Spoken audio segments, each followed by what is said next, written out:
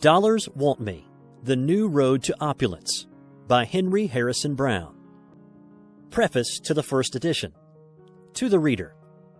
This essay upon the dollar appeared in Now as one of a series of 12 lessons entitled Success and How I Won It Through Affirmation. It attracted much attention and drew out from its readers many letters. This appreciation has decided Now folk to reprint it in the form for a wider circulation. This will conserve the purpose for which it was written. I wish to awaken my fellows to a sense of their present possessions and help them to a realization of the principle which controls life's expressions so that living being to them a fine art. They will cease to look for happiness in some far-off heaven, but will enter into the enjoyment of the one they create here and now.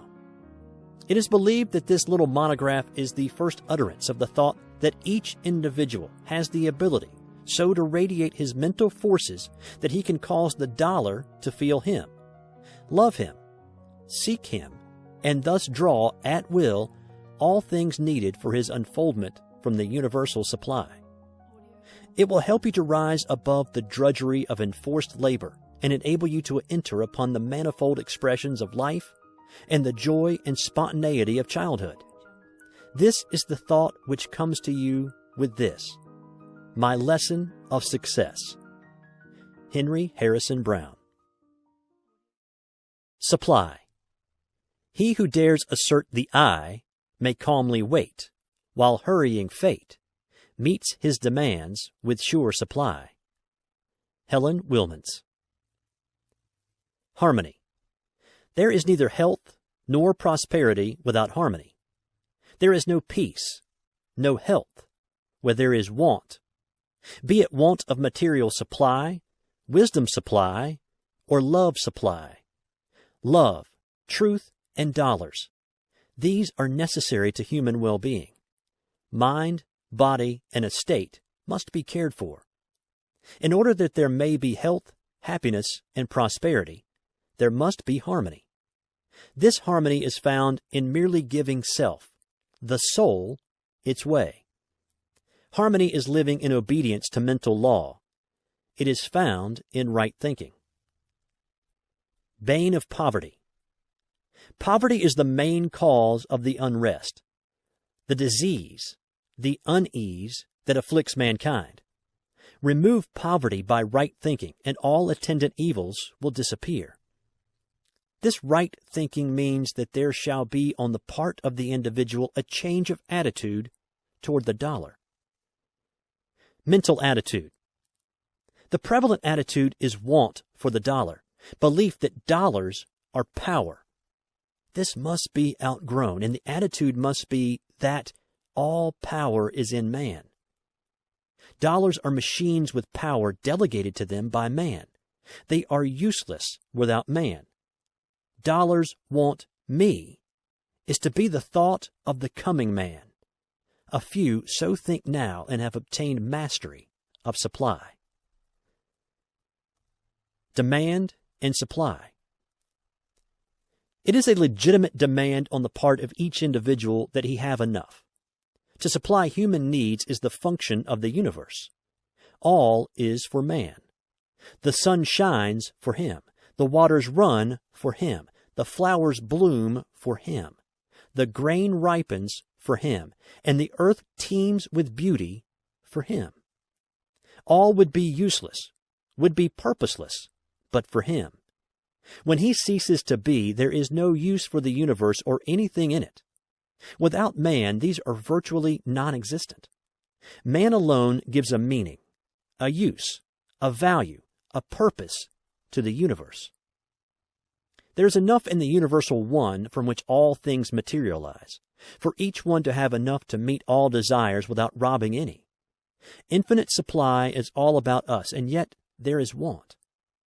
Whose the fault? Not of the one. It is in ourselves.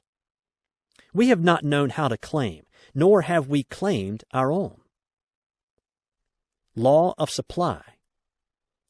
The law is simple, and it is laid down by the greatest political economist as well as the greatest mental scientist the world has in its historic records.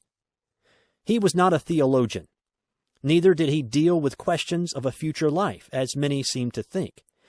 He was a sociologist and a socialist. He dealt with questions of the life that now is. His name was Jesus. He gave the law thus: "Seek first the kingdom of God and his righteousness, and all things shall be added unto you." Study the law. Analyze thus: Kingdom of God? Where? Within you. God is spirit, he said. The kingdom of God is then in the soul. It is the ego or soul of man. Know thyself as soul. Know thyself as spirit. This is the law. Live rightly is the meaning of his righteousness. Live in accord with your sense of right. Obey your own conscience. Then all things shall be yours. Things of whatever kind, of all kinds, are manifestations of the one substance. Things are, like yourself, manifestations of the one God. Dollars are things. Dollars are manifestations of the one God. The law is simple. Plain directions these. Live true to self. Live spiritually. Give the first place in your thought to the eternal, from which things come, and then all things will come to you at need. First? Yes, not things first, but that mental condition which controls things. Not dollars first, but that mental attitude which attracts dollars. I trust myself. That mental condition is faith in self as a manifestation of omnipotence, faith in self as a manifestation of the all-good, faith in the universe as justice, faith in the universal one as entirely good, faith in the life you are, to draw its necessary supply of things, demanded for its highest expression. Then let things come. This is all, but it is God. This is the strait gate. Few there be that enter in, but all may. Things are second. Few place things second. Dollars, position, influence, show. These in common thought come first. But these are results of power. First, become one with the power. Become the power. And these desired things will come. The ordinary process of business, the customary method of thinking, is to be reversed. Think from inward power. Think from being. Be the master. You will then be the master, and things will take their right place. Become one with God by recognizing him as king in your soul. Listen to him in the edicts of your soul. Say, as you thus become negative to the higher in you, "Now, God, do your work your way, and it will be done satisfactorily to me." No one can fail when he assumes this attitude of love and trust. It would be an impotent God, and therefore no God, that did not work when these conditions are made. Poverty. How cured? Poverty is a mental condition. It can be cured only by the affirmation of power to cure. I am part of the one, and in the one possess all. I possess all. Affirm this, and patiently wait for the manifestation. You have sown the thought seed now, like a rancher, waiting for the sprouting and the harvest.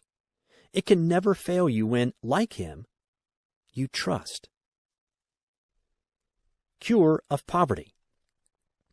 Repeat this affirmation, no matter what the appearances, no matter if hungry, houseless, and alone. Affirm, God is my supply. My supply is infinite. Dollars want me. Trust implicitly in the inviolable law of cause and effect. You are cause. Supply is the effect that must follow your affirmation. As ye sow, so shall ye reap. In the past, you have sown poverty seeds and are now reaping the crop. You do not enjoy this harvest. So, amid these results of previous sowing, plenty seeds and plenty will come. Supply is yours when you sow supply seeds. Sow, no matter how seemingly black the conditions. The seeds have God in them and cannot fail. Affirmations for use. My supply is infinite, for God is my supply. Supply can never fail me. Make this your affirmation and hold it. Hold it. Supply is sure. The law of supply is as sure as gravity. In this affirmation, all is mine. Dollars want me. You have repolarized your aura. You have changed your vibrations, and you will draw as the magnet draws the needle, all you can use. Try it. Never let go of your trust that dollars, or that for which they stand, will come. Thy kingdom, O soul, has come, and thy will is done, for God and soul are one. All is mine. 'Tis but by asking. Ere I make my silent plea, life unlocks her richest treasures for my waiting eyes to see. Opulence. You conquer fate by thought. If you think the fatal thought of men and institutions, you need never pull the trigger. The consequences of thinking inevitably follow. Carlyle. The dollar's side. Personal ideals of necessity must differ, yet, since money represents objective power, its consideration must enter as a factor into every ideal of success. Money represents supply. It stands in our thought for food, clothing, and shelter, for books, pictures, and companionship, for enjoyment, unfoldment, and expression. Material supply is a necessity of life. The dollar is the concrete representative of this necessity. But the dollar also means opportunity for the realization of high ideals. The individual must be free, and until the necessities of life are assured, he is not free. Personal liberty. Thus the dollar stands for individual liberty. Personal liberty finds its basis in pecuniary independence. Financial independence and personal liberty bear very largely the relation of cause and effect. We can almost say that in the popular mind the dollar confers liberty. In soul culture, a mental attitude of superiority to the dollar results in personal liberty. There is no liberty to him who feels himself limited by the want of the dollar. Debt is one of the most tyrannical of masters. Mackay well says, "The debtor is ever a shame-faced dog, with his creditor's name on his collar." There can be no liberty to him who feels the slavery of debt. Ideals of success. Into your ideal of success, therefore, there must be firmly built this ideal of pecuniary independence. This independence does not lie in freedom from debt. Neither does it lie in large bank accounts, nor the possession of property. Monetary success and personal liberty do not go hand in hand. Indeed, the average man of wealth is the veriest slave, enslaved to the necessities that his monetary possessions involve, and a worse slave to his fears. What is success? Success lies in the mental attitude that arises from that sense of personal power which meets every condition without anxiety. That cannot be called success which results in ill health and unhappiness, unrest, or fear. Eliminate these from your ideal, and you have, as a necessary concomitant of success, financial ease. The new thought. In the old competitive thought, men sought business and wanted the dollar. Under the new thought, it is, seek first the kingdom of God and its right living, and all things necessary to my happiness will be added to me. The soul has only to exercise its drawing power. When the conscious mind lets itself be led or drawn, it will be drawn to what it desires. Desire is the magnet. Let it have its way. Trust in your own love of truth and love of goodness, and never question. That you desire it is enough. That you desire it is evidence that it already exists for you on the soul side. Be passive to the desire and let it manifest. This attitude is itself success. What to think? Think positively. Things belong to me. I am already possessor. They will come to me at need. Then let them come. If they do not readily come, hold no anxious thought about them. Having accepted truth that all is mine and that all desired conditions or things will manifest, keep on working in an equable, confident frame of mind, and let them come. Anxiety, doubt, mistrust show that you have not claimed that as realities, but have held them as dreams or possibilities. Until you hold them as realities, they cannot come. The right mental attitude. Change your attitude toward business. Do not seek it. See it mentally already yours, and let it come. Attend yourself to details as they come to the surface. Consider business a principle that will run, as runs a mountain stream, when you remove your conscious will from it. All your concern is to be ready to use this business stream as the ranchman uses the water, as it comes to his ditch. There is but one power, and that is the universal, the infinite power. Business is power. Business is a manifestation of the one power. Use power as does the telegrapher. Let it come, and then direct it. The wisdom for the day comes with the day. Let it come by having faith in self. Work each moment as if what you desire were here, and it is here. Place of money. As to money, regard it also as merely the power that keeps business going. Welcome its coming and rejoice at its going. It never does its work until, like water in the stream, it has passed under the wheel. The hoarded dollar does not work and is of no real value to you. The dollar you spend is the only one you really have, for by the experience of spending it, you gain a growth, an enlargement that is yours forever. You are power. Money is only delegated power. You direct its expression. Change your attitude toward money. It is not the almighty dollar. Almighty power uses the dollar. Say to the dollar, I do not need you. You need me. You are of no use until my brain and hand use you. You wish to be used. You come to me that you may be used. I do not need a dollar. Dollars need me. Assume this mental attitude and see what a change it makes for you. When you have changed your aura, dollars will be drawn. You need not think of their coming, for they will come to you through the opportunities which this new mental attitude will reveal to you. Think only of using them. Mental attitude towards dollars. Change your attitude towards the dollars you have.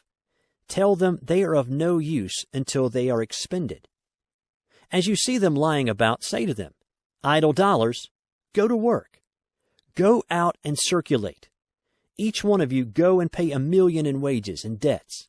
When I need you, come back again. You are useless and have no value until you go to work.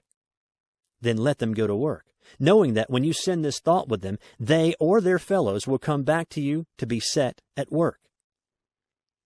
Spend the dollars. Before you spend a dollar, the question comes, is it right? Whether you have a single dollar or whether you're behind the one you think of spending or 1,000,000 makes no difference. If it is right to spend the dollar in the proposed way, had you the 1,000,000, it is right thus to spend this, the lone one. Therefore, when you feel it is right to spend a dollar for any purpose, spend it as royally as if you were a millionaire. From the inner life, this message was given to me years ago. Let a thought of use stand guard over your purse, and then spend freely. Amend this by affirming, a thought of the righteousness of the spending stands guard over my dollars, and I send them forth with blessing. Thoughts do the work. These dollars, like every thought of good you send out, will return to bless. You do business with thoughts only. Dollars are but materialized thoughts. Each dollar in any man's hand represents his thought in material form. Send out at all times with your dollars the thoughts you wish to return to you. For what you sow in your dollars, you reap in dollars that either do or do not come back to you. Put the thought of success, happiness, and health into every dollar that passes out, and it will return so laden. Poles of thought. Having acquired the proper mental attitude, there is something necessary for you to draw the dollar. Your magnet of desire must have two poles. First, you must have something which the world needs and is willing to pay for. In this respect, you must follow the law of supply and demand. You must honestly feel that you will give the dollar's worth for every dollar that you desire. Secondly, you must, in all sincerity, dedicate every dollar that comes to you to noble service. You can then feel that dollars want you, that through them you can give what you have of value to the world. Feel that dollars wish you to use them for the accomplishment of your purpose, to use them justly. With this ideal, you can conscientiously invite dollars, and they will come. They need your heart, brain, and hand that they may benefit the world. What are dollars? Dollars are manifestations of the one infinite substance as you are, but, unlike you, they are not self-conscious. They have no power till you give them power. Make them feel this through your thought vibrations as you feel the importance of your work. They will then come to you to be used. They will not come, nor can you in this thought draw them to be hoarded. Use, helpfulness, and happiness must be in your thought of success. This held firmly, perseveringly as your affirmation will turn the current of dollars your way. What to think? Your thought should be, I possess that which the world wants. Dollars want me to use them in scattering that which I have to bless. Use these affirmations persistently. Dollars love me. Dollars want me. I am ready to use dollars, and they only come to me to be used. Make no limit as to the amount. Claim abundance. Claim all you can use for good, all that is needed to enable you to be useful and happy. Abundant supply be your demand. Time a factor. In all your self-culture, you are to remember that time is a necessary factor in unfoldment. It is not a measure of duration. This mistake of measuring time by the figures on a dial will never do in this culture. Time is to be measured by growth. Some may grow more while the hands count 24 hours than others in 10 times that. Take no thought of time. You have all there is. You are spirit, or mind if you prefer the word, and have all eternity. Seeds require time to germinate, grow, leaf, bud, bloom, blossom, and fruit. Each thought, each change in your ideal is a seed. It will follow nature's line of evolution. You will require time as you change your attitude. A period will be required to change your vibrations so that the dollar will feel you and learn that it wants you. This period will vary according to your power of concentration and your fidelity to your ideal as couched in the affirmation, dollars want me. The thought field is first to be cleared of the weeds of the old thought sowing, and the seeds of the new must germinate and bear fruit in the garden of supply. Forget the past. Pay no attention to the old conditions. Keep at your affirmation. knowing that it is the gate to the reservoir, and every irrigating ditch will fill as soon as water can come down from the reservoir to it. I want. The echo, I want dollars, must become still before the real sound of dollars want me can vibrate in your aura. Know as the merchant knows that he has that which the people want, that you have that which dollars want. In your thought, in your hand, in your life, advertise your purpose to the dollar. Tell it that it wants all these, that without you, it has no power, that without you, it can do nothing. Tell it that all that it wants, you have, that it will come to you that it may accomplish its mission. Then, like a patient merchant, wait for your customers. Dollars will soon flock, as do customers to a bargain counter.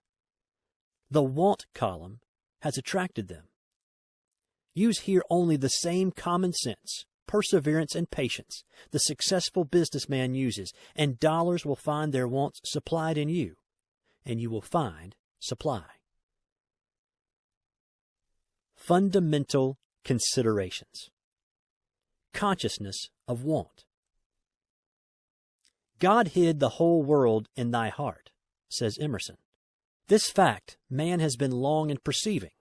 From caveman to 20th century millionaire, the propelling force has been a consciousness of lack. I want food, said primitive man. This drove him to activity and led to his unfoldment, for it awakened in him a consciousness of his ability to supply that want. It led him to recognize the fact that food already existed. He did not, however, reach our higher viewpoint. Neither has the 20th century millionaire reached it, for he still shares that primeval ignorance and says, I want dollars. This little book is a call to him to leave that primeval attitude and come up onto this higher plane, where he will hear the world's work calling to him, I want you. Necessity, the spur of unfoldment. In the development of man, necessity has been a big incentive. Necessity has driven the wheels of progress. Animals also feel the spur of necessity.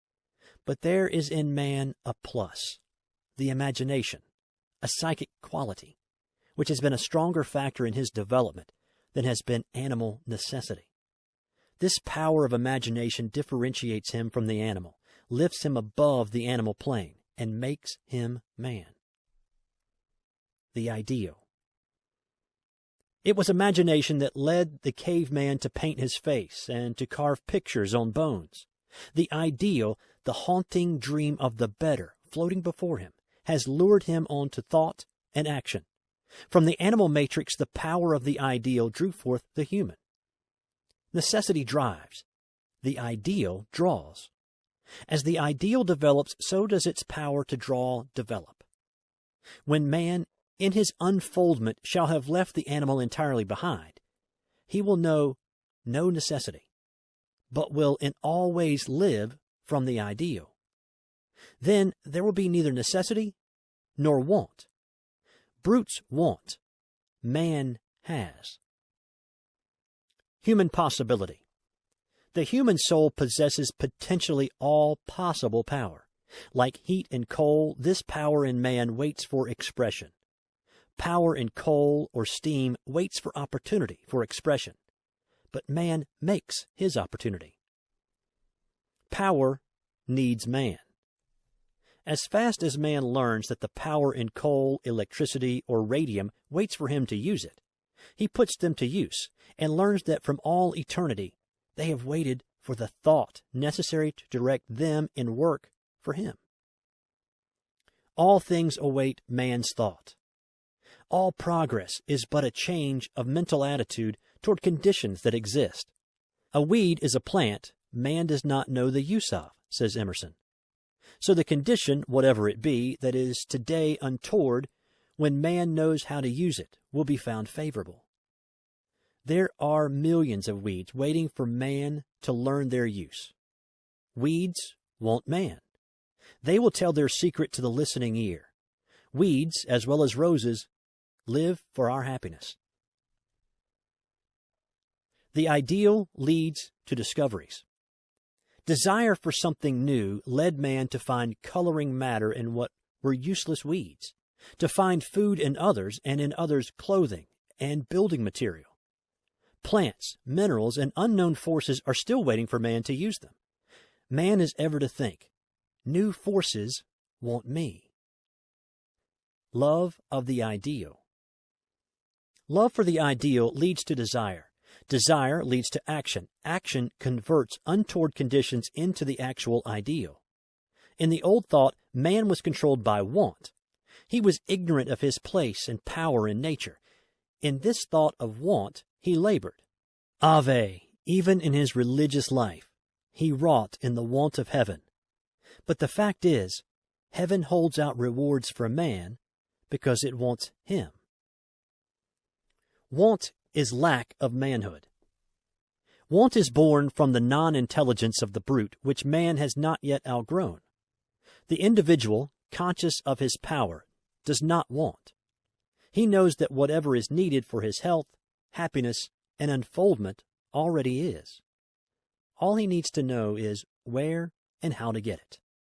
The psalmist said in a most matter-of-fact way, "The Lord is my shepherd. I shall not want." Why? Because the power that called him into being prepared conditions for him before he came. Jesus saw the same truth in the realization that he was an integral portion of the universe. He said, "I and my Father are one. All things that the Father hath are mine." And he had learned how to get them. He could not lack. He knew his power. Even the wind and the sea obeyed him. Nature's demand. Things for man and not man for things. Whoever realizes this truth cannot want. All nature wants him, is constantly bidding for him, and even lying in wait for him. Opportunities are ever present for man to use. Power and things which represent power are at all times present for his unfolding into consciousness of himself as being. As a child of infinite wisdom, the constant enlargement of this consciousness causes a constant change of mental attitude, so that man learns to use opportunities and conditions instead of being used by them. Worth of a man. When once an individual has reached this consciousness of himself, he realizes the value of Emerson's admonition. Let a man know his worth and keep things under his feet. Let him not peep or steal or skulk up and down like a charity boy, a bastard, or an interloper in the world which exists for him. He will know that all that is for the unfolding into consciousness of the embryo, God, which he is. Following the ideal. He will follow in love his ideal, and there will constantly open fields of activity that want him. There will constantly be more power asking him to harness it. In radium, he is finding now only the promise of future knowledge, of vaster use. Power is an atmosphere that cannot be limited or lessened. In consciousness of himself as power to use power, man will not seek to possess things, but will learn to use things. Thus will the law be fulfilled. Seek first the kingdom.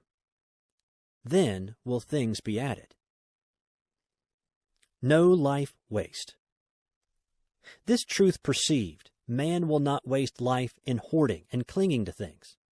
Each day he will use, in love, everything that is his to use, and thus will develop his power to draw other things that want him to use them.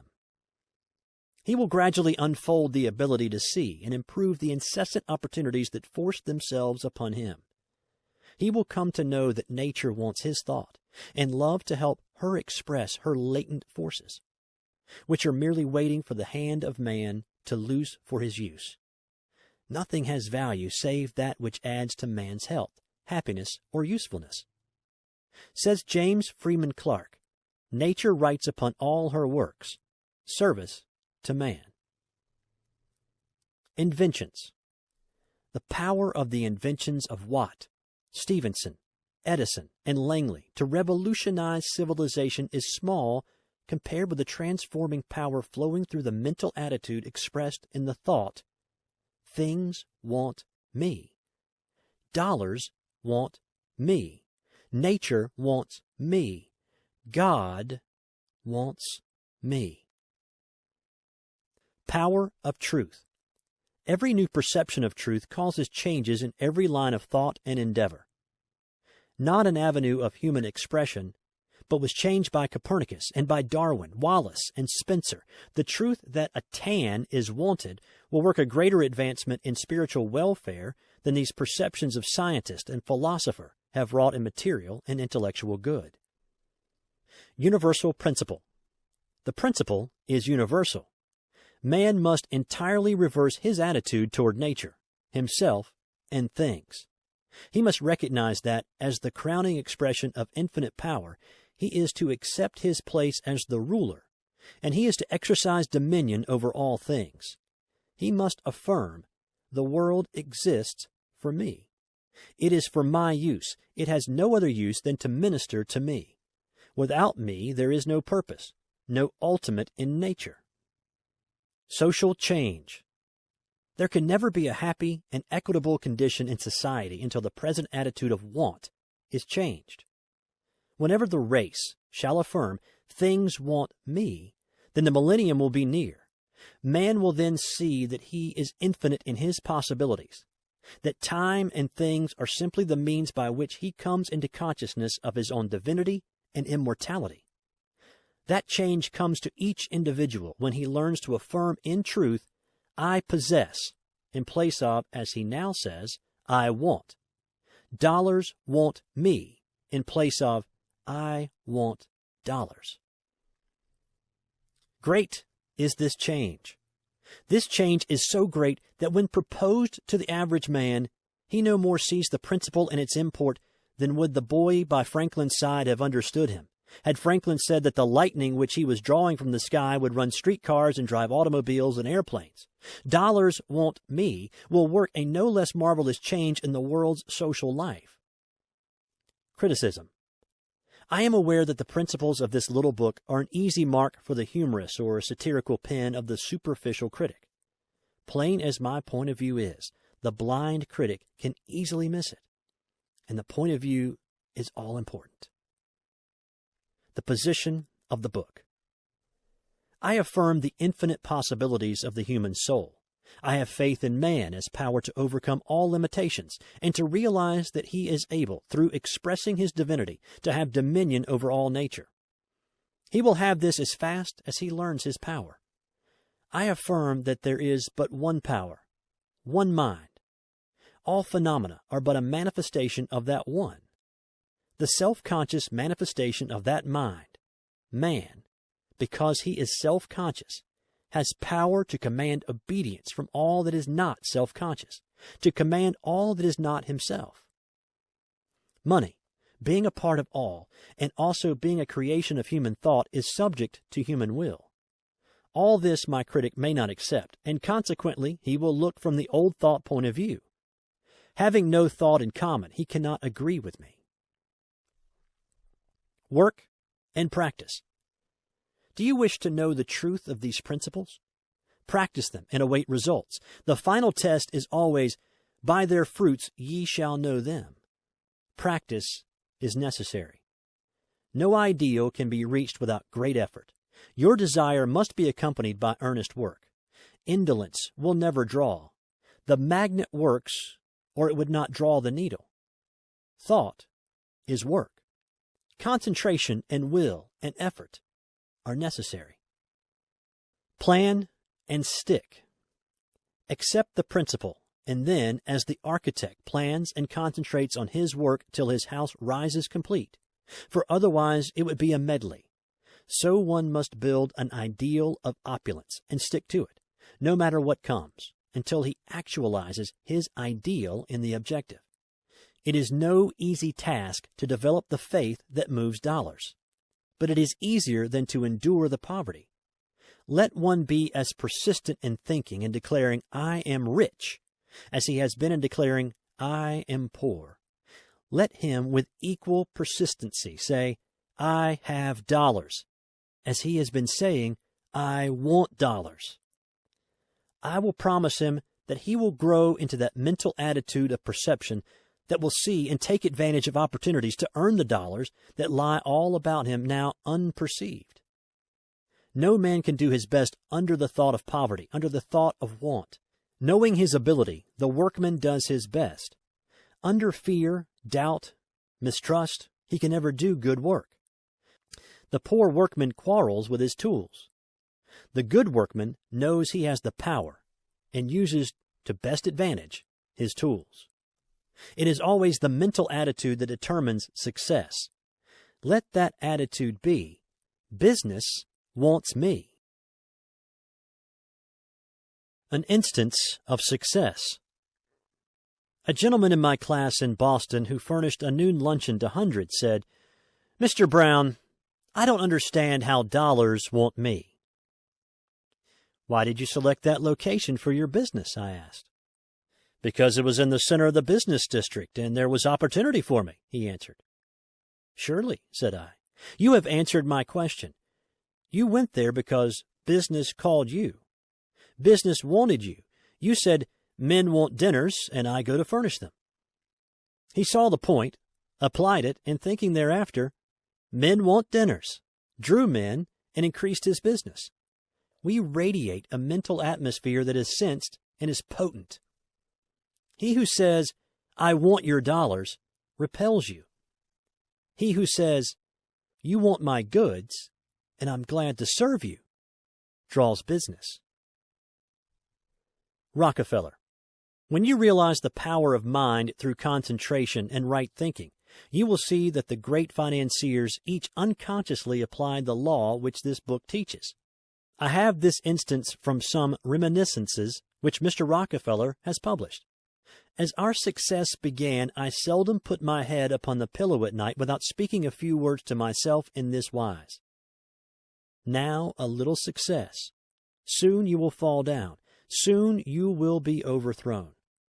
Because you think you are quite a merchant. Look out, or you will lose your head. Go steady." These intimate conversations with myself, I am sure, had a great influence in my life. I was afraid I could not stand prosperity, and I tried to teach myself not to get puffed up with any foolish notions. Talk to yourself. Treat yourself as teacher and pupil, as doctor and patient. With constraining directness, make your affirmations to yourself. Only thus can you open up the sources of infinite power that are within you. This talk in E is best done in formulas, positively expressing "I am." Affirmations for success. The teachings of preceding pages have been necessary that you, my reader, may fully understand the principle of affirmation. Now I will give you some examples in the way of affirmations that, if you will repeat them until it becomes a habit for you to think along their lines of thought as automatically and persistently as you have in the old lines, will so completely change your life expression that you will, in comparison with your past, seem like a new person. What to avoid? Avoid negative expression. Never use words that are not in line with your desire. Here are 3 expressions to avoid. I cannot afford it. It is common when one desires a thing and does not feel that he can expend the cash for it to say, "I cannot afford it." For what are the dollars in your purse? To spend. Can you afford to spend them? Is it not that for which you have them?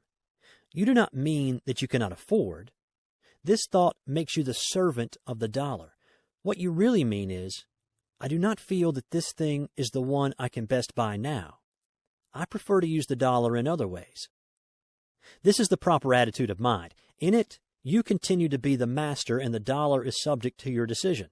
This may seem like a very little thing, but it is the most important thought you can apply in your career for success. It is "dollars want me" thought, and not the thought "I want dollars to tell me what I shall do with them." A gentleman once said to me, "I'd like to buy some of your books, but I cannot afford it." "Excuse me," said I, "you smoke 10-cent cigars?" "Certainly," was his reply. At least 5 a day? Sure, he said. You can afford them? I do. Then you will pardon me. You should have said, I can afford to buy some books if I decide, but I prefer to spend the dollar for cigars. This is your privilege. Exercise your personal liberty and be master of your pocketbook and say, I spend the dollar as I desire. I have spent so much. This is the second expression to avoid. Have you spent or exchanged that which represented value for something of value which it stood for? You bought a suit of clothes. $20 exchanged for clothes. In taking an account of stock, you only changed $20 from cash to assets. Your account balance is the same. Investment. Another way to look at money expended is as an investment. $50 invested in mining stock, and you look for dividends. So invest every dollar that passes out of your hands. It is an investment in education, in health, in experience. Feel thus toward the dollars as they go, and then your mental attitude will be so clear that you will see opportunities for other investments that will bring sure dividends. Regret, sorrow, fears, remorse, and all such attitudes of mind so cloud the judgment that other effects similar to those regretted will follow. Happy, peaceful, contented, trustful, self-respectful mental states keep the reason, conscience, and judgment clear, and proper investments will be made under them. Always see a dividend coming in from every dollar that goes from your purse. The greatest of all dividends is experience, for it is ever afterward a mental asset that increases the value of every decision. I've lost so much. This, the third expression to avoid, is akin to the spending idea, but worse. Away with it. The lesson learned is worth all it cost. Nature always gives measure for measure. So much experience for future guidance is always adequate recompense.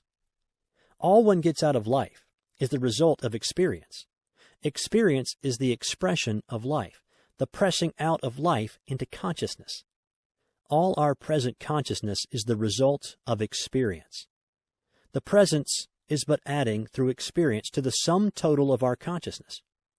So is it true that we act with all our past and think in the present? For this reason, no one has any cause to regret or repent or be sorry for any experience. One is today in consciousness all that he has expressed of the infinite possibilities of the soul. Let him say, I have always expressed as my reason, my desire, and my will have determined. I have learned by experience what expression brings happiness and what misery. According to my power to choose, to decide, and to persist, have I used the experience. Because of my use of dollars, I learn how to use them if I am wise. If I do not learn, then the want which I allow myself to feel for the dollar will be the cause of more suffering. Once one has mastered that want by realizing the principles set down in this book, he will feel no sorrow over lost dollars, for he will know that the dollar spent, or the dollar others call lost, is his as experience forever. Financial freedom. Financial freedom is the real desire which actuates men in their labors for the dollar. That freedom will never come as long as one puts in the dollar any power to add to or to detract from his happiness. Until he realizes that it is his attitude toward the use of the dollar that will bring satisfaction, there will always be the cry of want. Affirmations. I therefore recommend that the following affirmations be used till the mental attitude they express becomes habitual. I desire a deep consciousness of financial freedom. I desire that the flow of prosperity become equalized. I desire a greater consciousness of my power to attract the dollar. I desire a constant success in my business. When you have used this until you are conscious of a definiteness in your desire, you may use the following. I have a deeper consciousness of financial freedom. I am financially free. Dollars want me. The indwelling power cares for my purse. I have whatever I desire. I have no question of expenditure. What I feel I need, that I purchase. I can afford to use dollars for my happiness. I have clothes, food, books, entertainment, and whatever I need for health, happiness, friendship, and service to others. Here is another which was developed with the assistance of a friend, for myself in a time of my own weakness. I must always say to myself, I'm financially free. I must see to it that the two men, the material and the spiritual that I am, shall blend to the purpose of financial success. I see myself in such a financial condition that the money is always there, actually, vividly there, to use freely and in fullness. I always have a good bank account. I actually see it. My own idea of the law is to use. I insist most rigidly upon using my law most persistently until I have my full demonstration. I have strength of character, stamina, backbone, powerful purpose in accomplishing. I demonstrate that I'll have my home, funds for business, for recreation, and for any improvement in myself. I affirm real emancipation, real freedom to make the very best in my life. Ohashnu Hara, editor of Wings of Truth, London in the April 1903 number of that journal, has this to say of the law of opulence. The February issue of Now contained an article on opulence. I've read a good many articles on opulence. Some have impressed me, some fell flat as a pancake. This one didn't. First of all, it placed all my former theories in the wrong light. My idea was to say I want. It is quite true that when I did this, I generally got what I wanted sooner or later, but if H.B. says that you must not say I want, in effect, he says you must affirm I don't want dollars. Dollars want me. H.B. is right. A very little consideration will show this is right, but consideration wasn't enough for me. I put it to the test. The first 5 days, my receipts fell almost to zero, but I was determined to hang on. I felt it was right, that the drop in my business was due to the readjustment of the vibrations, for long experience has taught me that you cannot turn round from one method of thought to another very suddenly without disturbing the currents, and these have to get readjusted to the new rate of vibration before you can work them. The 6th day, my patience was amply rewarded. For every one order I had been in the habit of receiving, I got 20, and it has kept me up ever since. The honey pot. Now, I never weaken my position by affirming that I want anything. I say it wants me, and I know it will come. It is not any use making that statement, of course, if you doubt it. You must back up your statement with faith and feel it is already yours. It is rather on the principle of the honey pot and the swarm of summer flies. You are the pot of honey. The dollars are the flies. Now, the honey doesn't worry about the flies. It is content to be sweet, to give off a faint, sweet smell, and to stick. But the flies do want. They come from all quarters. They swarm into it, sip its sweetness, and buzz all around. The honey is a power, irresistible power so far as flies go. They want. It is a great center of attraction. Now, say you run some particular line of business. You are the honey. In the world, there are many people who want what you have to give them, who will gladly pay cash for it, who cannot help being attracted to your honey as the flies might be. Thought power. Your thought is strong and is potent beyond measure. But when you assume the wanting attitude, although you do most certainly attract, it is nothing like the powerful attraction formed by your quiet, confident attitude of absolute conviction that the thing wants you. The attitude of desire is strong, but the attitude of certainty, of possession, which this new thought makes possible, is wonderful, and a veritable tower of strength. It has made things possible to me that were quite out of the question before.